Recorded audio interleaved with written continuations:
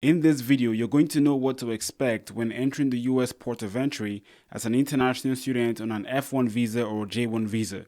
Also, make sure to stick around to the end of this video as I'm going to leave you with some best travel tips to follow when you find yourself at the US port of entry.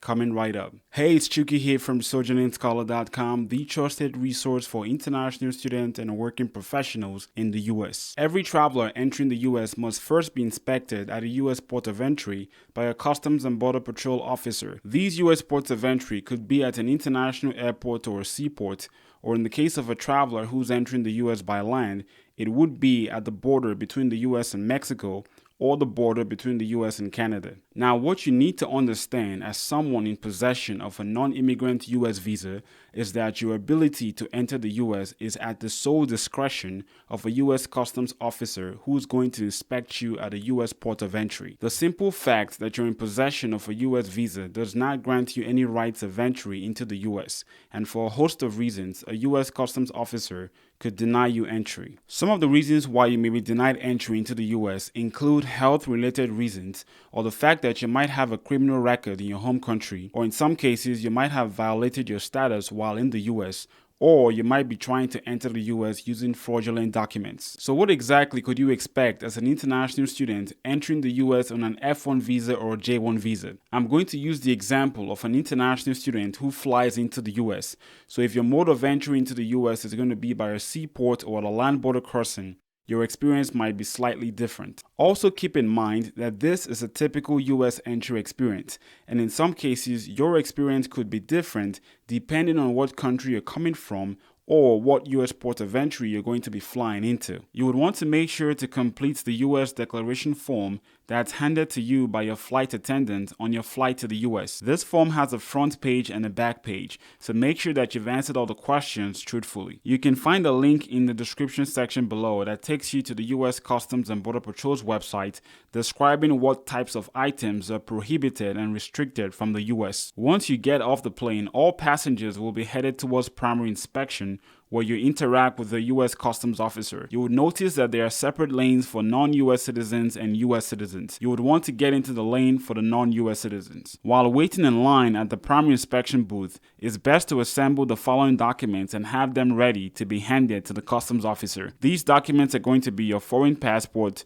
your valid U.S. visa, your completed U.S. declaration form, and a signed Form I-20 if you're an F1 student, or a signed DS 2019 if you're a J1 student. It's also best to bring with you supplementary documents such as your admission letter, evidence of financial support, a payment of your service fee, and the contact information of your designated school official if you're an F1 student, or the contact information of your sponsor if you're a J1 student. When a primary inspections officer is ready and available to talk to you, you will be summoned to walk to the booth. When you get to the booth, you're going to hand in these documents and also get ready to get your pictures taken and your fingerprints scanned. At the primary inspection booth, expect the customs officer to ask you a variety of questions. Typical questions asked to international students on an F1 or J1 visa are things like, where are you traveling from? What's your program of study? What do you plan to do with your degree? How long is your program of study? When do your classes start? Always make sure to respond to the questions asked by the primary inspections officer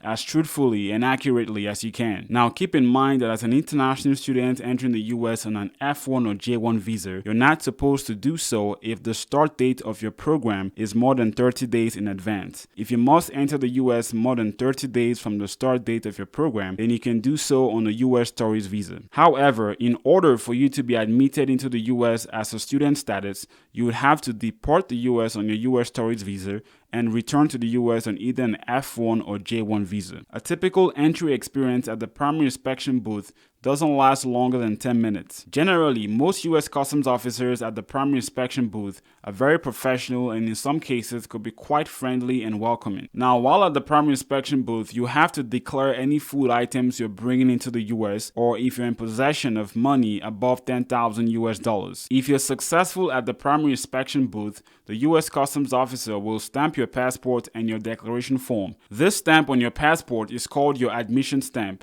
and on that stamp, the US customs officer is going to write the letters DS, where DS stands for duration of status. Duration of status means that you're allowed to remain legally in the US until the end of your program. The customs officer will also hand back all your documents, marking the end of primary inspection. Now, in some unfortunate cases, if the customs officer finds your admission into the US somewhat suspicious, you might be sent into what's called secondary inspection. But nevertheless, if you find yourself in secondary inspection, make sure to answer questions as truthfully and politely as possible. And once you're done with the primary inspection, you will head over to the baggage carousel to pick up your checked luggage. Always make sure to check the tag on your luggage to ensure you're picking up the right one. If you have something to declare in your checked luggage, you would have to head over to the secondary screening where a U.S. Customs Agricultural Specialist will take a look at your food items to make sure that they are harmless. And if you don't have any items to declare, you simply head down to the final U.S. Customs checkpoint.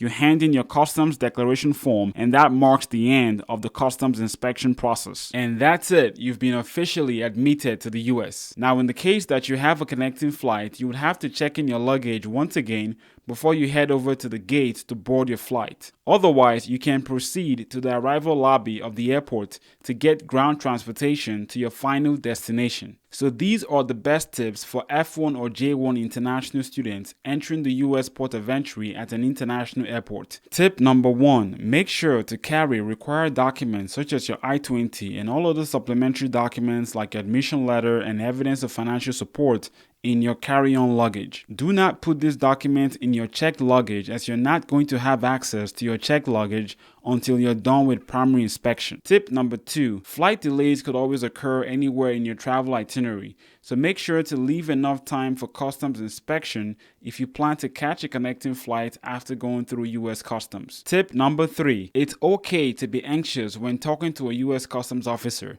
especially when talking with one for the first time, but always make it a point to answer questions as truthfully and politely as you can. As long as you have no ulterior motives when entering the US, you will be just fine. And that's all, folks. Leave me a question down below if you have any questions about entering the US as an F1 or J1 visa student. Like and share this video if you got some value out of it, and make sure to subscribe to the channel for more helpful resources coming your way. Thank you for watching the video, and I'll see you on the next one.